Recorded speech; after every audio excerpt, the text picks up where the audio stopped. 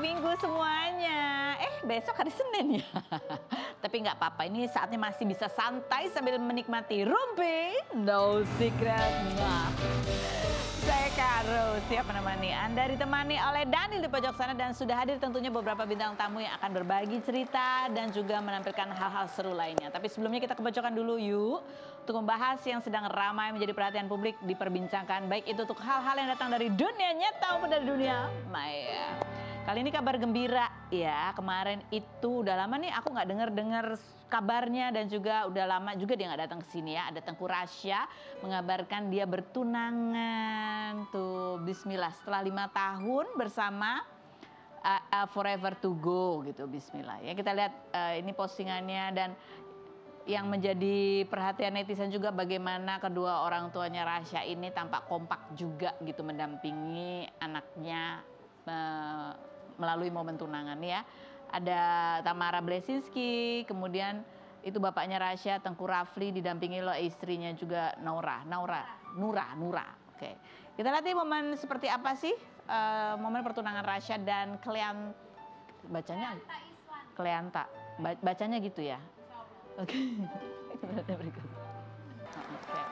Jadi kan namanya, ya mohon maaf kalau salah ya, Kleanta Islan. Aku tadi nanya ini apa ada hubungannya sama Chelsea Islan, karena namanya juga Kleanta Chelsea. Ternyata katanya nggak ada. Benar ya? Sejauh ini informasinya nggak ada hubungan keluarga. Komentar netizennya coba kita baca. Keren banget papa dan mamanya, meskipun sudah berpisah dan sama-sama dengan kehidupan barunya, tapi tetap kompak untuk hari bahagia anaknya. Bahaya. Oke. Yang berikutnya, setelah Amanda dan Kenny tiba-tiba nikah, sekarang Tengku Rasya tiba-tiba tunangan. Duh, patah hati banget ya. Ini sebuah pertanda nih ya, kalau yang tiba-tiba kaget gitu ya, bahwa usia kita itu juga makin bertambah. Tengku Rasya dulu waktu kita sering wawancara, masih umur berapa tuh dia? 14, 15 gitu ya. Oh 26 sekarang. Oke, yang berikutnya. Adem ya ketika ibu kandung dan ibu sambung duduk berdampingan. Iya, berikutnya. Asli Oktober penuh sama orang lamaran plus nikah. Ya ini kayaknya bulan baik untuk menikah kayaknya ya. Dan itulah. Yang berikutnya.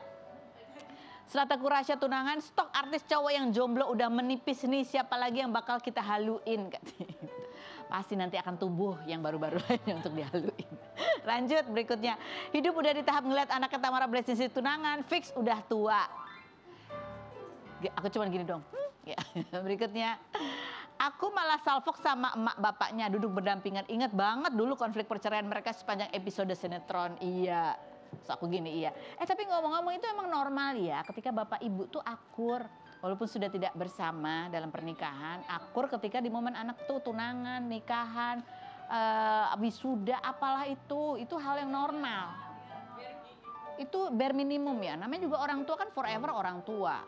Ya walaupun musuhan apa segala macam, jangan sampai nih ya, nih orang tua gini, kamu jangan datang kalau itu datang, janganlah, jangan tempatkan anak itu untuk memilih antara bapak dan ibu, jangan. Iya, terus kalau udah punya pasangan ya udah, itu udah kenyataannya. Contoh yang paling terdekat juga ya kemarin Mbak Rohimah, Kiwil juga sama Fenty, ya udah akur aja pakai seragam lagi sama. Jadi itu adalah hal yang seharusnya terjadi. Oke, kita lanjut ke bintang tamu kita yang pertama, ada Andi Soraya. Ini kemarin kan ada kabar tuh, Steve Emmanuel ternyata sudah selesai ya menjalani masa hukumannya. Dan kita juga kaget ternyata, udah keluar dia, soalnya mendampingi Karenina Suni juga pada saat menikah. Itu juga aku kaget loh. Wah, nikah dia. Oke, kita lihat dulu profil Andi Soraya berikut ini. Bersama dengan Andi Soraya, ini kita mau tanya nih Bu ya, karena ini ada statement yang menarik sekali ketika kamu bercerita, kamu baru tahu Steve Emmanuel juga udah selesai masa tahanannya, kamu tanya ke anak kamu, jawaban anak kamu adalah, Mam, kamu kan cuma mantan. Nyebelin ya, sebel ya kadang-kadang gitu, Darren kenapa ngomongin kayak begitu, ya, tapi kan aku harus tahu gitu. Ya, kan? Jadi itu ceritanya gimana sih, kamu baru tahu nih setelah lihat foto-foto ini nih, kita lihat ya, kita juga tahu dari foto-foto, mana sih postingannya? Iya, yang Steve Emmanuel. Ini kamu juga baru tahu dari postingan ini, dari berita? Atau kamu tahunya dari mana?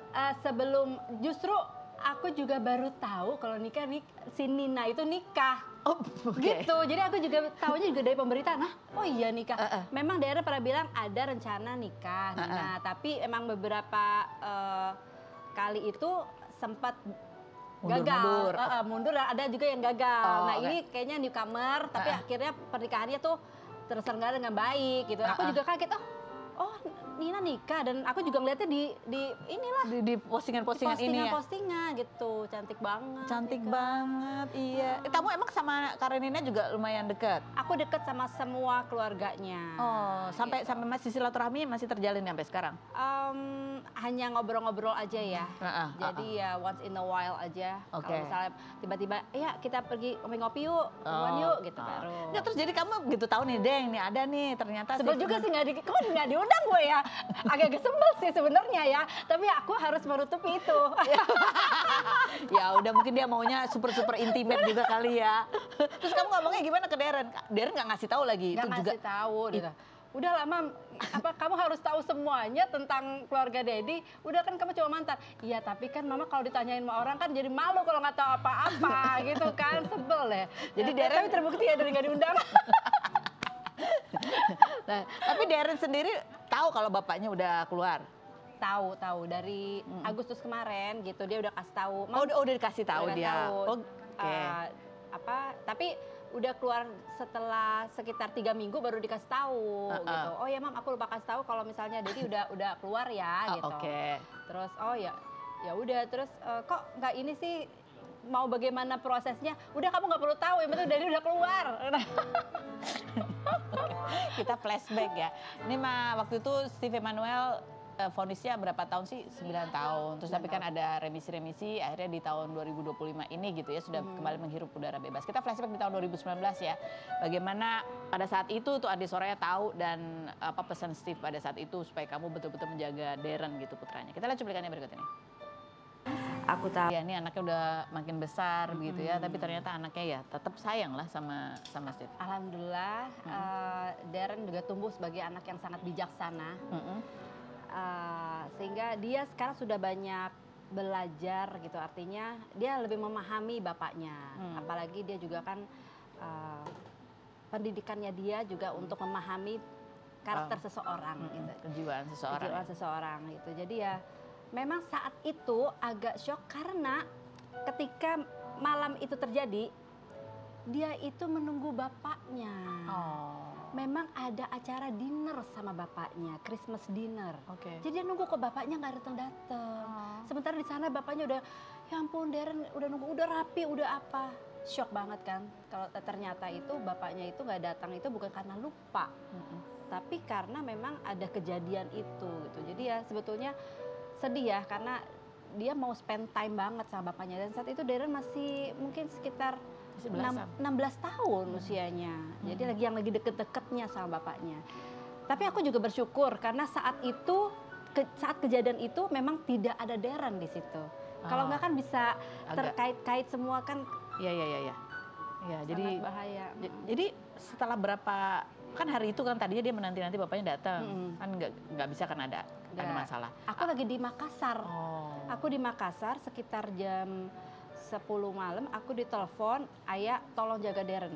Hah? Jaga Darren? Iya, saya mau jaga Darren, kenapa gitu kan. Terus dia bilang, saya ada kejadian, bahaya, ini bahaya banget. Aku langsung nyebut, kamu di kantor polisi ya, kamu ditangkap ya. Terus ya saya nggak bisa ngomong panjang. Ya udah, setelah itu tutup telepon, saya langsung samatin Darren. Darren is okay, Daddy emang nggak jemput hari ini, ada permasalahan. Tapi nanti kamu pasti akan tahu sendiri seperti apa, tunggu mama pulang dari Makassar. Jadi ada momen dia bingung ini kenapa. Dia udah mau nginep, udah siap baju gitu ya kan. Itu ya. Mau spend time sama bapaknya, semuanya nggak jadi akhirnya. Tapi sesudah itu Darren rajin juga datang mengunjungi Steve di lapas.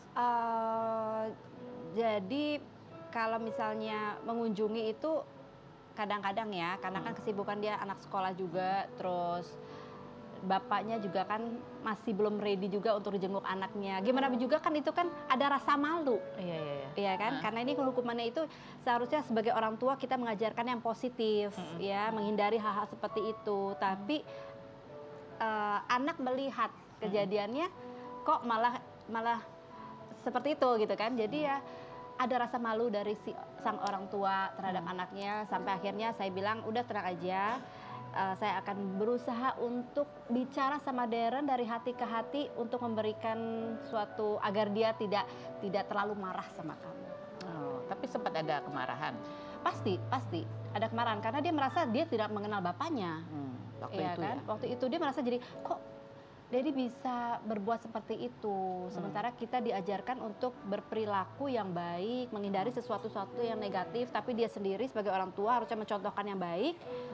Tapi ya kok malah seperti ini gitu. Jadi yang komunikasi kamu sama Steve gitu ya, Iya. pada saat itu. Ya.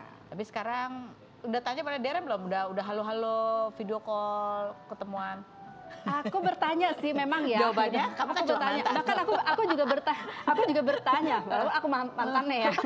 Aku bertanya sama ibunya Steve ya. Secara mental, secara psikologis, Steve belum ready untuk bicara sama anaknya. Jadi selama ini ya hanya penyambungnya ya grandmanya Darren dari keluarganya Steve gitu. Jadi untuk Steve bicara sendiri dia masih belum berani.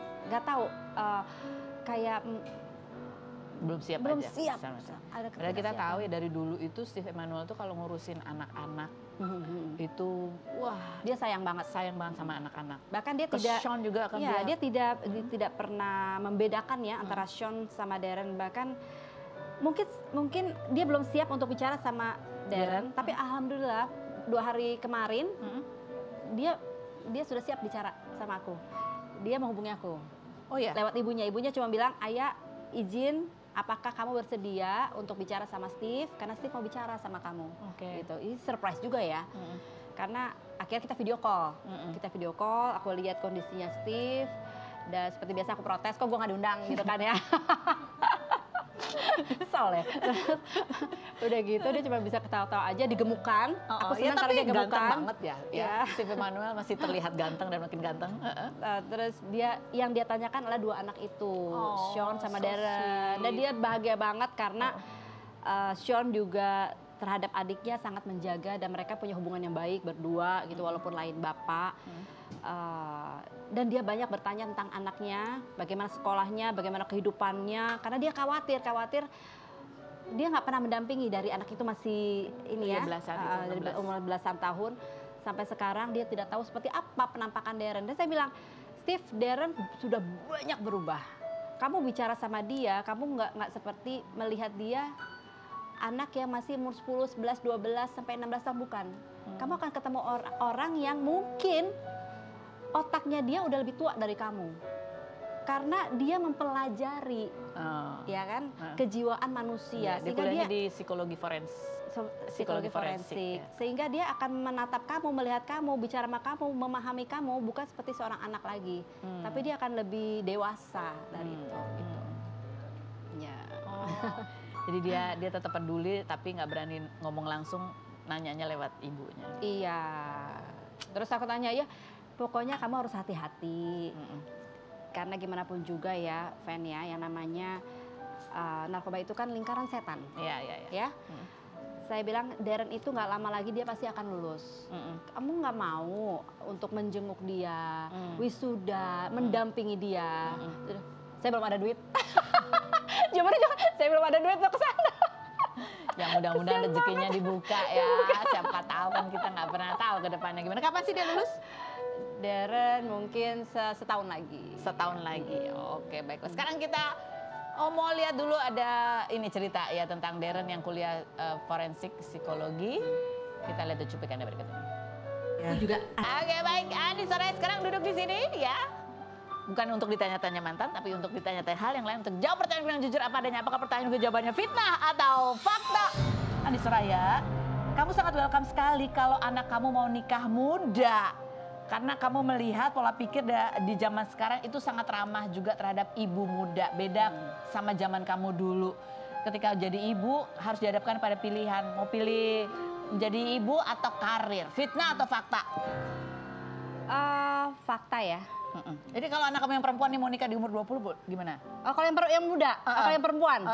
Kalau yang perempuan aku suruh matengin dulu deh. Jangan muda-muda juga gitu. Karena buat aku ilmu itu penting. Oh iya betul. Ya, ilmu itu penting. Kalau seandainya dia nikah muda, itu pun tidak boleh dia berhenti dalam pendidikannya. Oh, pendidikannya, Ya. iya. Karena gimana pun juga aku bilang kamu harus punya titel, ya. Dan alhamdulillah kalau kamu dapat suami yang bisa menghidupi kamu. Tapi jangan juga kita berpikir untuk apa-apa suami, tapi kamu juga harus bisa bergerak sendiri, ya. Karena gini, ibu yang berpendidikan, ya, dia akan lebih siap untuk menjadi ibu. Karena apa? Karena dia secara emosional, ya. Dan ibu yang cerdas, ibu yang berpendidikan itu membuahkan anak juga yang cerdas. Oke. Ini kamu kan ambil posting ini ya, young mom, 21 tahun. Ini apa yang kamu ingat pada saat itu ya? Sebagai ibu muda di zaman itu punya anak. Bingung gitu, kayak punya, gue anak kecil gitu kan. Ya, jadi kayak punya mainan yang ya udah saya besarkan seperti yang ini punya gue. Terserah gue mau ngapain. Gitu kan. Jadi belum ya benar clueless. Kamu bilang tadi kondisi pada saat itu nggak mendukung untuk ibu muda tuh yang mana? Yang mana contohnya? Ya itu ya aku bilang clueless ya. Karena clueless. Karena kita tidak tahu bahwa ilmu psikologi kita tidak memiliki zaman dulu.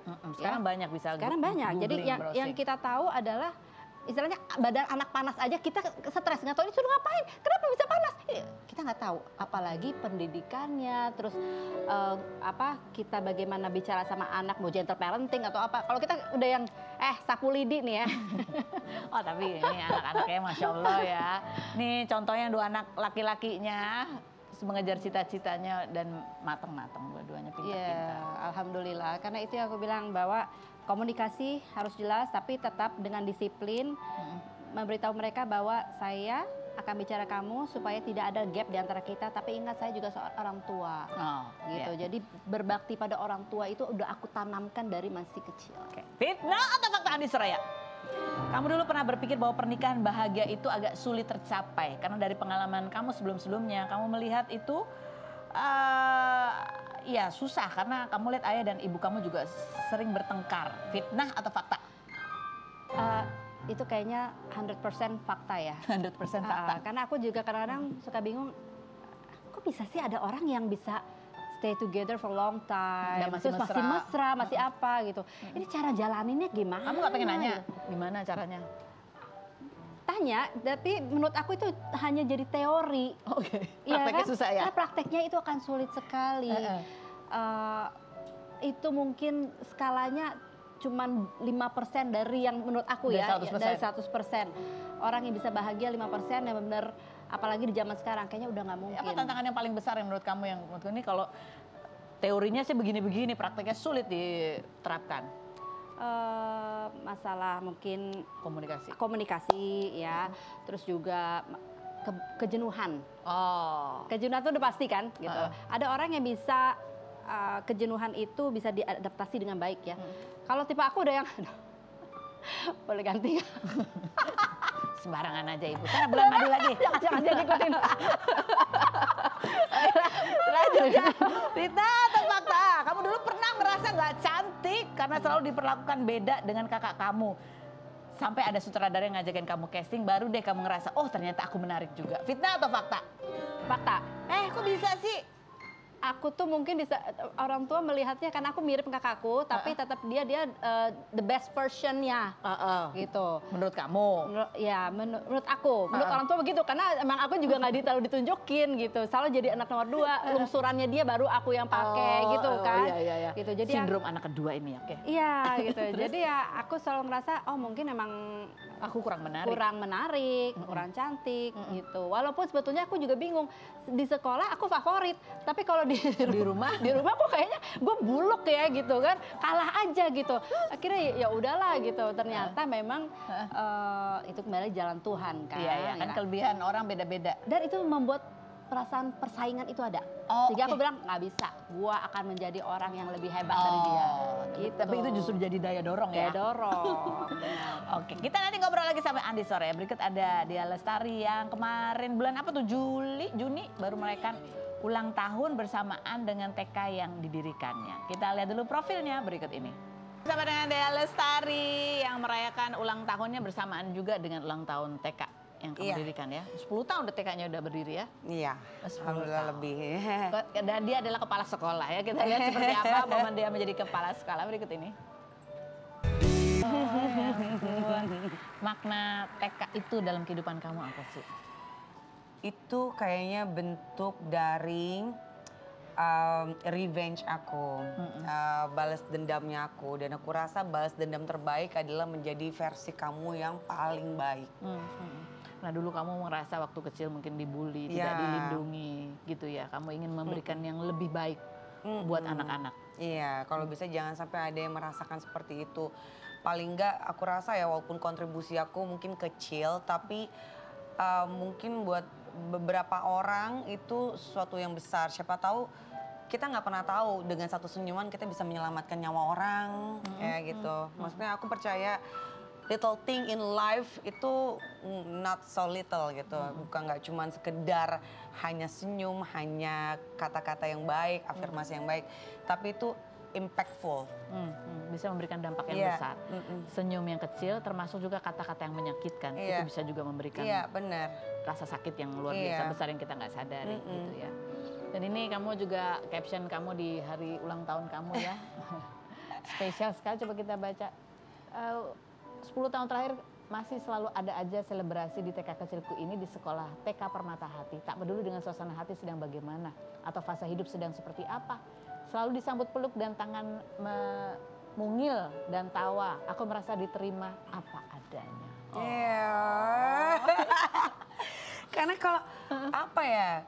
Kalau kita berhubungan sama anak-anak tuh, itu kan belum banyak pikiran-pikiran apa gitu ya mereka. Kalau orang dewasa kan udah banyak pertimbangannya untuk berteman sama orang, untuk apa, udah punya keinginan dan politik-politiknya gitu. Tapi kalau anak-anak, mereka benar-benar menerima kita seperti ya itu aja gitu. Jadi apa yang kita kasih dan mereka kasih tuh ya seadanya itu, dan itu kayak cure gitu, kayak mengobati ya, remedy gitu loh, kayak gitu sih. Jadi mereka pun itu membawa impact yang besar buat kamu. Iya, itu secara nggak langsung kalau orang-orang bilang wah dia banyak banget nih ininya, salah. Justru anak-anak itu mengobati aku di skala yang kita nggak bisa lihat gitu.